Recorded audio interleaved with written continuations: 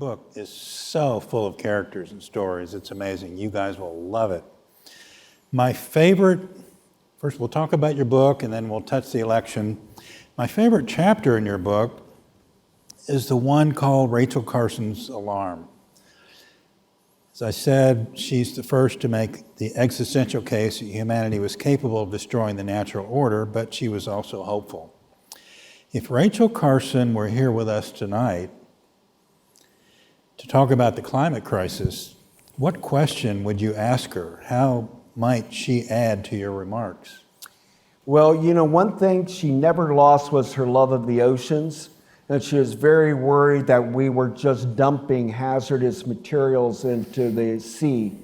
And when you see these photographs of these garbage patches in the Indian Ocean and how we're throwing all of our industrial debris and treating our oceans like sewage areas, I would want to talk to her about the oceans because that's where her heart was. She was simply really an oceanographer, brilliant writer. If you can be like Charles Darwin in life and match science with beautiful writing, you really have something. And I would want to ask her what we can do to protect our oceans today. As you mentioned, your books describe 4 waves of the environmental movement. The 2 Roosevelts showed the uniqueness of the American presidency with their audacity and initiative on conservation. The 3rd and 4th, the 60s, and today's climate fight. How do these waves inspire you to reflect on the special character of the American presidency and its potential? Presidents, Theodore Roosevelt, as I told you, is he's our science president. He went to Harvard TR and majored in what today you would call wildlife biology. He wrote his first book as an undergrad called The Summer Birds of the Adirondacks. Theodore Roosevelt died while he just finished writing an essay for the American Museum of Natural History and the like, essays on gopher tortoises, on pheasants. He took part in a rattlesnake ceremony in Arizona. He was a naturalist. Theodore Roosevelt was blind in one eye, but he could tilt his head and tell you what the bird was. He had learned his birds so well. He shares that with Rachel Carson. Bird watching, which might seem for some people to be a minor, hobby, is actually produced. Most of our great naturalist thinkers are become real bird fans, to put it mildly. And so, when you have a leader like that, a leader like FDR, a leader like Lyndon Johnson on conservation, things happen. But it has to come from somewhere. Some people, there's a thing, we're talking about oceans, there's a theory out there, and I can ask you guys this. Some people have what they call blue mind, that they need to be near waterway. They need to be on the ocean. They need to be by a river, a lake, to feel complete. That you have to have a sense of blue mind. Kennedy had a kind of blue mind. He wasn't a camper, he wasn't a hiker, his butt was bad, but he found relief on the ocean and in Hyannisport and Cape Cod and in Palm Beach. Nixon didn't have it, but in that, I did a program in New York at Federal Hall where there was in the audience Ed Cox, who's married to Tricia Nixon, and Ed said, Nixon doesn't get credit for the environmental stuff he did. And I said, well, you guys, Nixon family doesn't talk to any scholars, despises professors in journalism, feels that Nixon's been picked on for Watergate, for, blah, blah, blah, blah. And I said, well, I'm asking, tell me, I said, I only see Nixon in a suit with wingtips on a beach. Is he really connected to the natural world? And to Tricia Nixon's credit, she wrote me a very moving letter in great detail about Richard Nixon's love of nature. Now, a lot of this was about how he liked his dogs, how he'd feed nibbles at Camp David. I don't want to exaggerate what this was, but she pointed out that he chose sequoias and redwoods to give China in exchange for the panda bears. She pointed out that he, against all political odds, Nixon stopped a jetport being built in Florida that would have ruined the Everglades. He saved places. He sided with the Sierra Club, Nixon, on fights like the Golden Gate National Recreation Area in California. Nixon did that in '72, and he did Gateway in New Jersey. He did like Cumberland Island, Georgia, siding with the Sierra Club. So Nixon was like a weather vane. He could go any different way, but there may be a little bit of a side to him living on the ocean in San Clemente, whale watching, that it made him a little bit attuned to the natural world, maybe a little more than I had realized it. I don't excuse Nixon for anything, though. I edited Nixon's tapes, and the amount of anti-Semitism on them, I'm going to tell you, it's ghastly. So I don't want to elevate him, but we're also dealing with the nightmare of Donald Trump. And Trump never would have done a Cumberland Island National Seashore or worked with the Sierra Club on San Francisco or worked to save endangered species. I found that Nixon had empathy for dogs. You might think that's a little thing, but he had some empathy for a living creature. I don't think Trump has that. I really hope you send your book to President Biden. And if you do, what chapter would you mark for him to read? And what could he learn from this history in your book? I think that I would most like him to read, I didn't talk about it tonight, but I love FDR. I think the Tennessee Valley Authority was great. I think the Grand Coulee Dam was necessary. We electrified our country. It was important stuff. But due to pork barrel politics in the 50s and 60s, we started damming rivers because politicians got pork. So you'd bring home $100 million to your district for an unnecessary dam. And now they're all over the West, and they're killing Western rivers. They're killing the Salmon Run in Oregon and Washington. They're killing the Columbia River. They've killed the Colorado River. By the time the Colorado gets to Mexico, it's like a trickle of dirt. And the Colorado was one of the most beautiful heirlooms and terroirs, things that our country had, one of the world's great rivers. So I think there's a movement to start taking down some of these dams and trying to repair those ecosystems. And I would hope he would read how many smart people had recognized this as early as 60s and 70s, particularly a senator some of you may not know, Frank Church of Idaho, who did so much in a state like Idaho to save rivers and wilderness, and remarkable, honest U.S. Senator Frank Church. If you don't know about him, he was a gem of a person. You've written so many books about the natural world, and your passion is just so evident, and you serve on so many environmental boards. How did you personally discover the natural world in your personal life? Well, my mother and father were teachers, and we had a station wagon and a coachman trailer. And so I spent my summers camping all over America at KOAs, campgrounds. Today they give young people passports for the parks, but we were doing basically that. We were check marking off how many national parks I could see, and it had a real influence on me. But also my real hero growing up was Dr. Dolittle, and I just loved animals and still do. I guess if I ever had a different vocation than being a history professor, it may have been a zoologist. I really enjoy interacting with creatures and watching them and reading about them. And I was reflecting on books that had a big influence on me, or TV, and it was like a TV show Flipper about dolphins, or about Gorillas in the Mist by Diane Fossey. And those things just touched me in a way. E.O. Wilson, who died recently, and you've had here in your Progressive Forum, he used to say that some people are what he called biophilic. There are some people that need to have other creature near them or plants. Some of you might garden, that it creates a sort of spiritual happiness for you, and other people don't need it. But I was always very biophilic. I'm always very happy when I'm looking at other creatures and outdoor types of settings, particularly with where wildlife is concerned. So it's so beautiful to be around the Houston area and go down to and see that when you have migratory birds here, or getting to actually encounter whooping crane, or it's remarkable birding in the state of Texas, and I find joy in that, and so do my folks. Let's turn to the election. I knew it was coming. Yeah.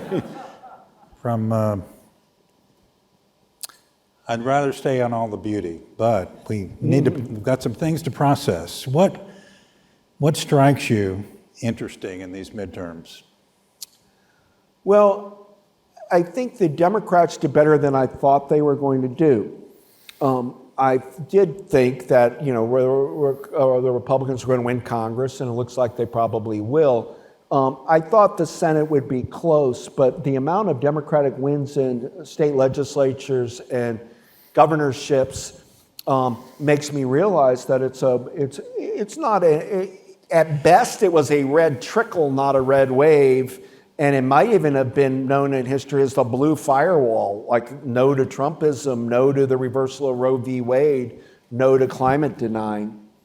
I can't help but notice that the southern states, the states that have been part of the Confederacy, are part of the Republican Party, and it's very hard to flip them. We'll see what happens in Georgia, whether Warnock, who's obviously more qualified than Herschel Walker, whether he can win or not. I thought Florida impressed me in the sense that Governor DeSantis seems to have garnered some steam to perhaps dethrone Trump. I was amazed that Ohio, went with, I thought Tim Ryan was a very strong Democratic candidate, but there J.D. Vance won to my chagrin. Michigan I think is a blue state now. I wouldn't call it purple. I mean, I think Michigan's blue, and I think Florida's red. I think Ohio's red, and Pennsylvania's blue. And now, like all of you, we're waiting to see what happens in Nevada and Arizona, and to see how important Georgia in the end is for control over the Senate, and also to see what Trump's move is. I mean, whether he decides tomorrow or next week to announce, to avoid legal jeopardy and to try to regain some sort of momentum for himself. But this DeSantis-Trump feud is starting to really boil up, and I have no idea how that in the Republican world is going to play out. In the Democratic world, it looks like Biden, who may not have been able to run if the right won a substantial election. I think Biden there would have been some pressure that you're too old, or you're not as strong as you should be, you need to step down. But I think now Biden will be the Democratic nominee, and I'll run against DeSantis or Trump, depending on how that plays out.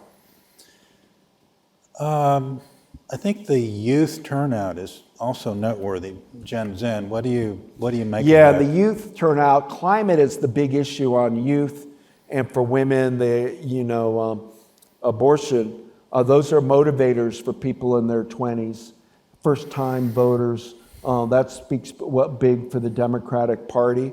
I think the Republicans probably have had the advantage on what I would call COVID fatigue. Some people feel that the federal government or maybe overreacted to the COVID, and so it gives DeSantis an advantage on that.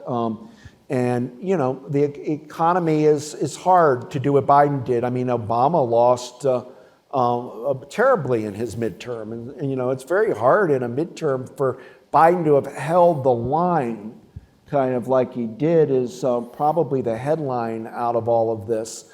But alas, we could very easily be Republican Congress, Republican Senate, Trump running for president, and they start going after to try to impeach Biden and go after his son. That's just as likely a scenario as anything else. I was struck too at how little Republicans gained in the midterms, and I remember something Bill Clinton said about elections. They're more about tomorrow than they are today's pain.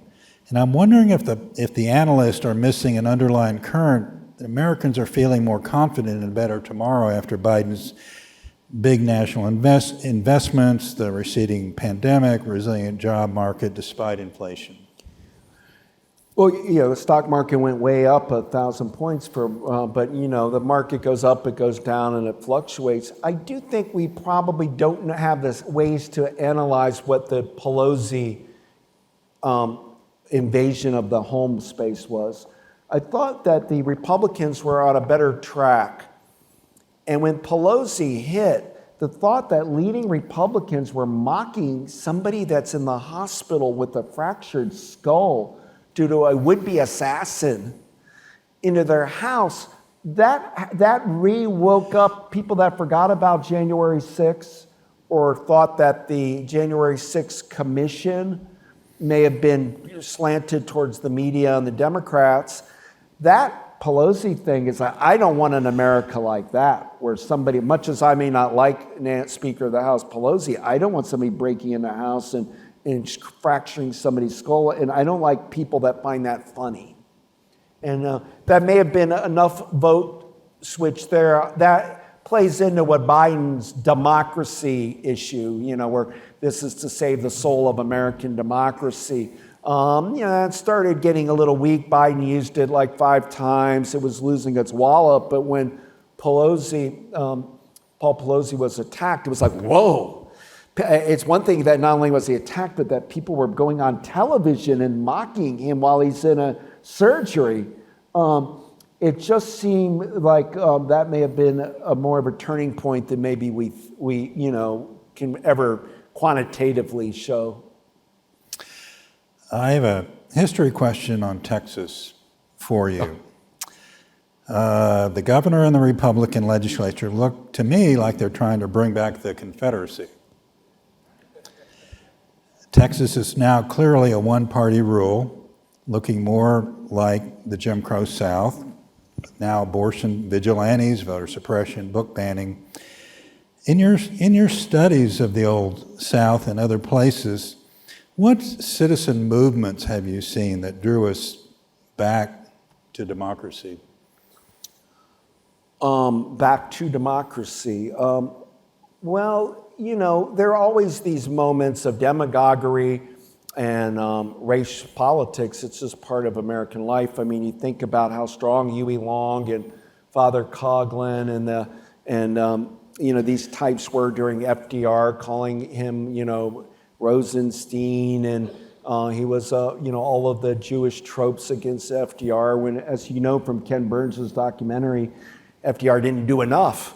But nevertheless, so these things have been fought before. But what's going on in Texas is states' rights versus federal government. It gets back to Texans feeling that we can do what we want in Texas, and the federal government's not going to tell us what to do. And the problem, what I'm writing about, how do you have like clean air law in Massachusetts if Maine is going to have industrial pollution? How do you save bird life if Massachusetts Audubon saving birds, only when they fly to the south they get shot up? Water and air by nature aren't owned by a state. They usually are interstates, and yet in Texas they would prefer to get the federal government out of here. They would prefer. And I was down at Zion National Park in Utah and Cedar City, and in Utah it's the same thing. They want, the hard right would like to shut every national park down because it's bringing the feds to their backyard. So this federal state versus states' rights been going on forever, and oftentimes race and power and money are, the crux of it all.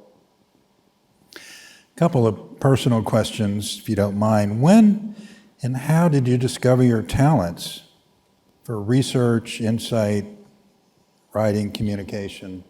How did you discover yourself? when as I mentioned, my parents were educators, and so my mom, I read a lot, and I liked history a lot, and I think visiting these, when I mentioned parks, but we would go to Independence, Missouri, and walk the streets of Harry Truman, or we'd go to Gettysburg Battlefield, or we'd go to the Battle of New Orleans site of Andrew Jackson, and we would go and see these things, so it's sort of seeped in. I don't ever think that I'm working. Like here tonight, I'm not working. When I was working on this book, I don't feel, and yet I get thrown that, well, boy, you work hard, you work a lot, and when you love what you're doing, it doesn't feel like that work. There are times it can be work-like, but by and large, most of my days I don't feel with work. But it is a little odd to be a historian because you live in the past. So even the 60s and 70s aren't that long ago, but all during COVID, I'm writing this book. My mind's like, what was Cleveland like in 1965, not what Cleveland is like in 2022.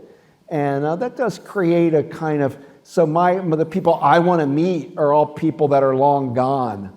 Because like, I wish I could talk to this person or that person. So it's a little bit of a weird profession, being a historian. The late Professor Stephen Ambrose said being a historian is about reading other people's mail. And I feel that a lot. And now with the iPhone and erasers, I just wonder what I think the fun of writing about Rutherford B. Hayes' presidency is seeing his handwritten diaries. And today now people are just blanking, destroying. There is no written tangible. So some of the fun has gone out of that. I must say, I've always liked music. And when I write, I always have music playing if possible. Somehow, for me, my mind works through music a lot. And my last question, and since Dean Koenig, I think, nearly brought the whole humanities department from Rice here. Where are they? Where was Rice support here? There you go. Hey, thank you guys for coming. So My dean is here, I think, yes? Yeah. Thank you, guys. So I have a question for the humanities department, for you, Professor Brinkley. What is the future of history? What should history scholars be considering that they're not now? Well, we're tackling a lot of it right now. I mean, on one level, I think the increase of women's studies, gender studies, LGBTQ, indigenous people, more global perspective of history, less parochialism. I think that's all happening. It's long overdue.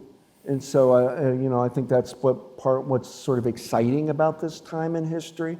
I think fields that I'm allergic to are like the history of technology. And since the computer and since Silicon Valley and all of how, I just, like if I'm writing on Bill Clinton, my mind's like 1992, there's nobody, when he's running Bill Clinton, there's no emails. And by 2000, it's like 1 billion emails going around the world, daily. Just, how do you even write about that? I saw a history professor sent me a galley of their book on the history of the fax machine. And it seems so distant and long ago when everything was such a big thing, fax. And then also on an upbeat way, I think the history of medicine is really interesting. I mean, when you read about how primitive things were with medical attention, I just happened to be reading for a certain reason a book about the assassination of William McKinley and hearing what these doctors were doing to President McKinley's body. It's so horrific from what we know today. And I just think about 100 years from now, look how people will look how ignorant we are about human, or about our health and cancer. And so that field of science, of medical miracles that keeps going in medical history, I think is really interesting field because since the 1950s, DNA and the advent of it's very game changing. I mean, I could pretend like the big events of '54 are Brown versus Topeka Board of Education, but it might be Crick and the gang's discovery of DNA. And the long sweep may have been the revolution, but it didn't get the press, or we don't talk about it as much. But the whole idea of DNA has changed everything, and is going to continue to. Douglas Brinkley, thank you for a beautiful evening. Thank you, guys. We're giving you a clock because we want to give you a good send-off for your book tour. So this will remind you on your tour, you can think that this is my time. What Randall does is amazing for all of us. Thank you so much. Thank you. Well done. Thank you, guys.